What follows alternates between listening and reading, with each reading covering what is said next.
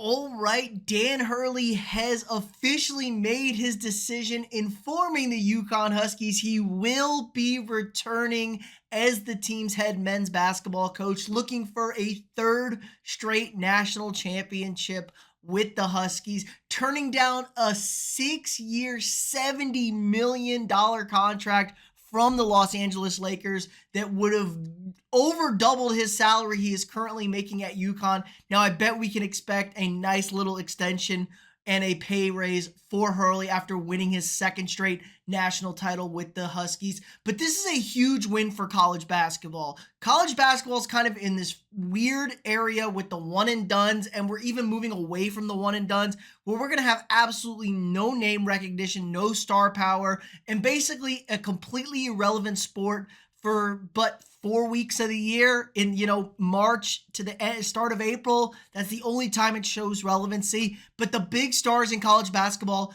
have been the head basketball coaches. It's always been the guys like Coach K, Roy Williams, Tom Izzo, John Calipari. All these guys. We're starting to lose some of our older era college basketball coaches. So Hurley stepped in as that new face of college basketball, looking to do something that hasn't been done since John Wooden's UCLA teams in the early 70s with 3 straight natties. And the Huskies going to be up there. I think they're preseason number 5.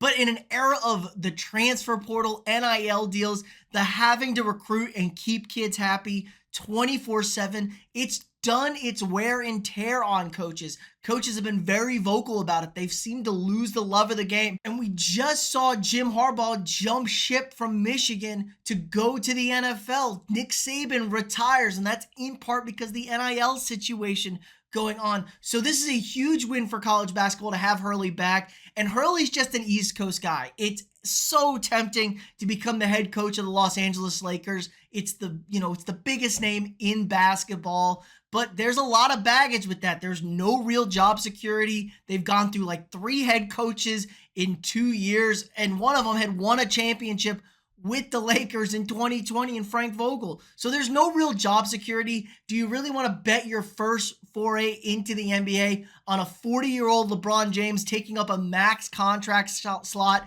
and re-signing with the team? And then Anthony Davis, who was really good this year and healthy, but he's had a lot of injury issues over his career, and that body is not getting any better for him. So I don't know if this is the right spot for him. And he's more of an East Coast guy. Like I said, his wife's family's from the East Coast. She loves the East Coast. She wants to stay on the East Coast, it sounds like. There are plenty of great jobs there. The Celtics, maybe. I think Back Row Joe is going to get promoted and be a stable position there. But Philly, Brooklyn, even the Knicks, Tom Thibodeau runs his welcome out in New York. That could be the spot for him. Because let's be honest, UConn's not the most ideal spot as far as, where you want to be living, but the East Coast is different. You're right there. Everything is close to you. You can go to the city. He was actually in the city at the Billy Joel concert on Saturday night. That kind of gave a little leak to potentially what his decision was going to be. But let's pivot now to what are the Lakers going to do? It seemed like it was going to be JJ Redick before all this Hurley stuff popped up. This drops, and then it's like, okay, they're getting Dan Hurley. They're going to offer the kitchen sink for him, give him complete and total control. It sounded like kind of changed the way they were operating, which I think was a great move by the Lakers. If they could get out of their own way and give him that long-term stability, I think that would have been the right move. Now you're kind of going to go with JJ Redick, I assume, and it's going to be all or nothing in a Western Conference that is completely stacked. And I don't think the Lakers really have the roster or the talent to be serious title contenders in the Western Conference as it stands. Could they do a better job of rebuilding this roster, moving some pieces around? Potentially, but Rob Pelinka is not a good GM, not a good front office. They've been passing the buck off on the head coaches for their lack of success, but these rosters just really aren't that good. LeBron had the one mix-up with Russell Westbrook, really signing him and not getting some better quality than him. But other than that, they've done really bad jobs with their signings, just the total roster construction as a whole. You let Alex Caruso walk after the title.